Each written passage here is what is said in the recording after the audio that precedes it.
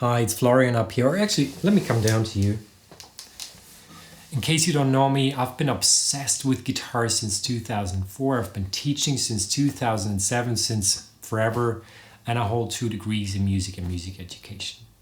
Now this lesson here is on the E minor chord, the good old E minor chord, and actually specifically what you can do with that one chord shape by shifting it along the fretboard.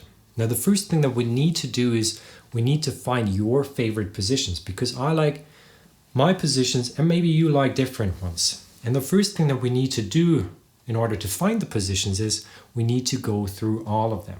So we put that E minor chord shape, this one here, on all the frets. So fret 1 would sound like that. It's rather dissonant. This one is rather consonant. Now the next one, like that one,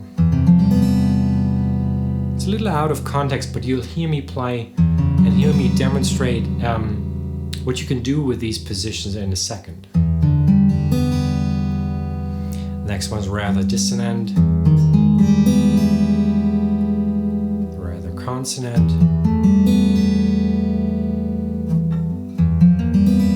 Your task later is to do the same on your guitar so that you can really listen closely and find the ones that you like.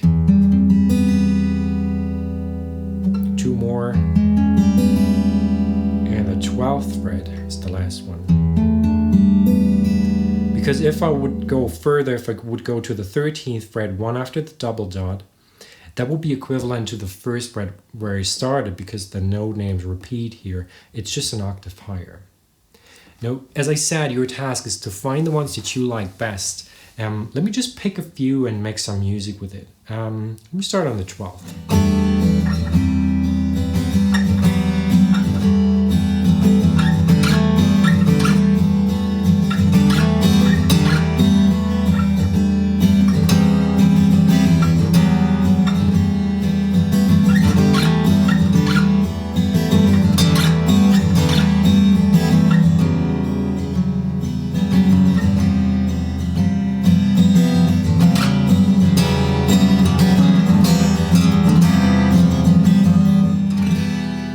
Something like that. Now, isn't that so cool? A simple chord shape. It couldn't be any simpler than the E minor chord. And then simply moving it up and down the fretboard, and you get so many different sounds from it. I could actually take that and play that all day long and come up with music after music, piece after piece. It's so powerful and it's so simple. Now let me give you some music theory, some background, why this works so well. Therefore, you need to know your open strings. It's the E, A, and D string, and then G, B, and E. You could also remember Eddie, Aid, Dynamite, Goodbye, Eddie. My son's name is Eddie, by the way, Edgar. And then you need to know the low E string, the G string, the B string, and the E string, which you probably know from Nothing Else Matters. They make up an E minor chord. They are an E minor chord. And they build kind of like a frame. We have that low E string. We have that high-pitched E minor chord up there. They build a frame. We won't touch them as we just move our fingers on the A and D string. We manipulate the A and D string to kind of like fit in that frame. And that's why it works so well. Now I came up with an application for you to get these positions on your fingertips, and also to kind of like demonstrate what is possible with these positions, and hopefully to inspire you to come up with your own music. And I call this application Em-ergency. Let me teach you through it. So you can download the tabs down below for that application. There are also the action steps. So which steps do you need to take in order to play that? There's also my estimation of how difficult it is and how much time it might require you. So there's a boatload of value down there. So don't miss out on that, and don't let me do that for nothing. Please use that. Now bars 1 and 2 of that piece of music, Em-ergency, goes like that. It starts all on that E minor chord, and we need that click sound here, which you achieve by keeping your right hand very loose and then hitting the strings with not much power, not much pressure, just like that.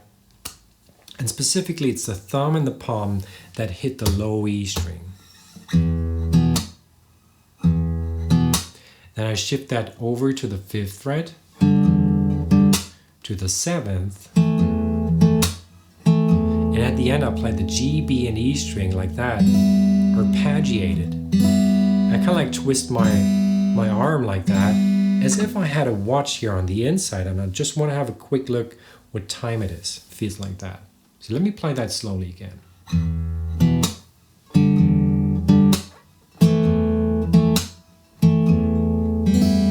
That idea I repeat, and then bars 3 to 5 go like that. I'm on the 10th fret here. And that chord here, the G, B, and E string, this time I flick with my index finger. I flick my index finger. Then on the 9th, the same.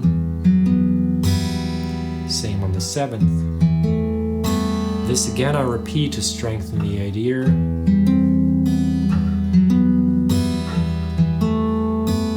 And then I go into strumming. I play very dissonant sounds here to then release it to a very consonant one. So we need all of that, as you can see.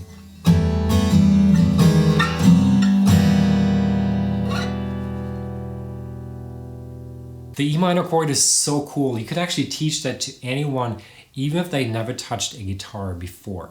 Now your homework is to find the positions of that good old E minor chord on the fretboard that you like best, and then memorize them so that you can use them in your guitar playing. Also give the application Em-ergency some attention, because it's a cool piece of music to have in your repertoire. And also it kind of like shows you what is possible with these positions, although there's a ton more possibilities. Actually, it's endless if you want so. And hopefully so that you can later come up with your own music using that very shape. Now I have something else for you. Bear with me, quick warning. I'm still working on how I appear on camera. If it sounds a little unnatural here and there, and also it's my second language, if it sounds a little unnatural here and there, bear with me.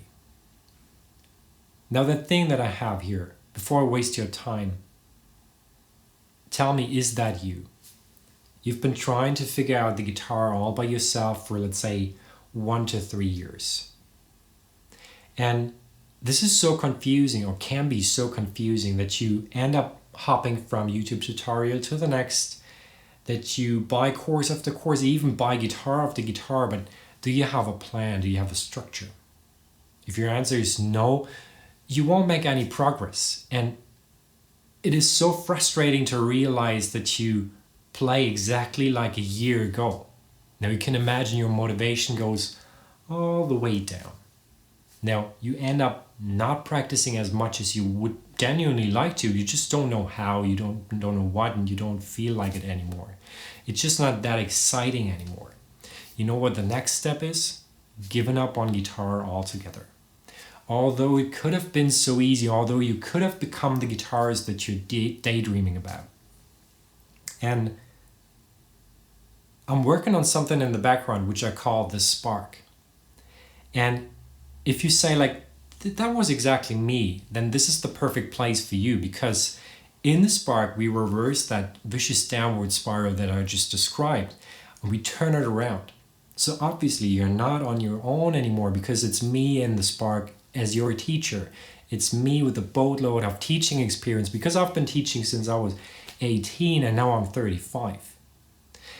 You will make progress because we have a great structure in there. We have a well-structured 5-stage training program in there, which brings you from beginner all the way up to late intermediate. You will make progress, and we will make sure that you make progress, because we have 2 simple and effective mechanisms in place to hold you accountable and also to track your progress. And this alone, all this alone, will keep the motivation very high. But on top of that, if you know my lessons, if you know my style, you know that I'm always aiming for you making music quickly without putting in a ton of effort first. Even with some still limited skills, I want you to make music right from the get-go. And all of the lessons that I put out are like that, inspirational, and everything in the spark is the same. So I want to inspire you with every lesson. This keeps the motivation high, so that the last step of that vicious downward spiral, giving up on guitar, will be so far away from you, you wouldn't even think about it. Now, if you feel like, that sounds cool, I'll open my doors for enrollment from June 1st to 5th only. but you can go to highguitar.com right now and put yourself on the wait list. I can't wait to see you inside. In the meantime, enjoy this lesson here, and I'll see you in the next one.